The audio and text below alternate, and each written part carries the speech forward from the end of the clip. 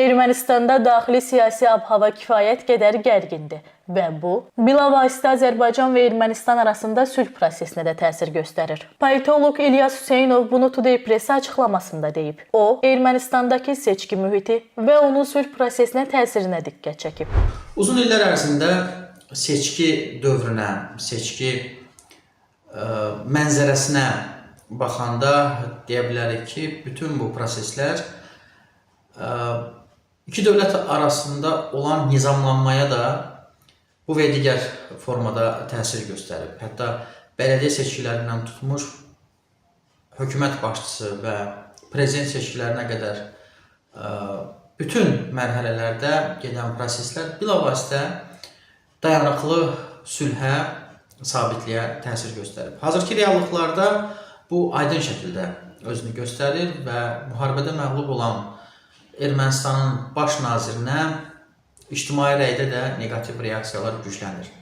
Bu da onun tərəddüdlü siyasət yürütməsindən irəli gəlir. Bir tərəfdən sülhə sadiq olduğunu açıqlayır, digər tərəfdən Azərbaycanın tələblərini ya yerinə yetirmir, ya da bu prosesi ləngitməklə məşğuldur. ATƏT Minsk qrupunun buraxılması, Ermənistan konstitusiyasının dəyişdirilməsi əsas tələblər olsa da, sanki Ermənistanın baş naziri bu məsələlərdə tələsmək istəmir. Eyni zamanda bunun özü də ictimai rəyə negativ təsir göstərən məqamdır. Ekspert, Ermənistanın daxilində baş verən parçalanma meyillərinin Paşinyan üçün ciddi təhlükə yaratdığını bildirib.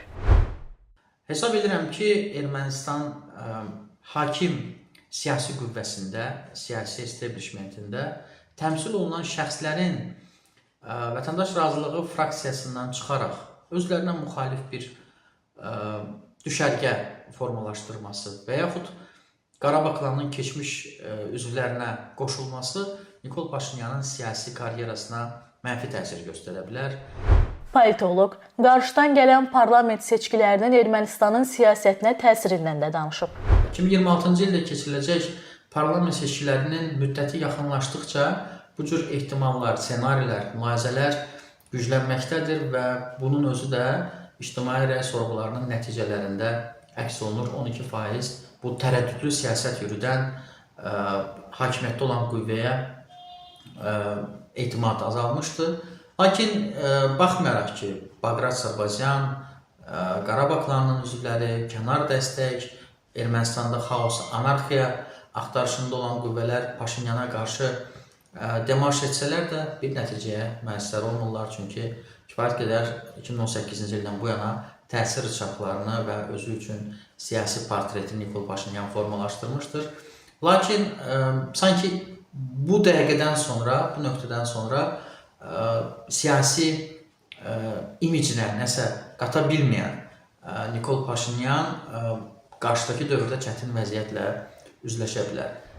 İlyas Hüseynov hesab edir ki, Paşinyanın siyasi taleyi onun sülhə yanaşmasından asılı olacaq. Qeyd edək ki, Ermənistanda Hakim Vətəndaş Müqaviləsi partiyasının daxilində 2026-cı ildə hakimiyyətin itiriləcəyi ilə bağlı fikirlər səsləndirilir.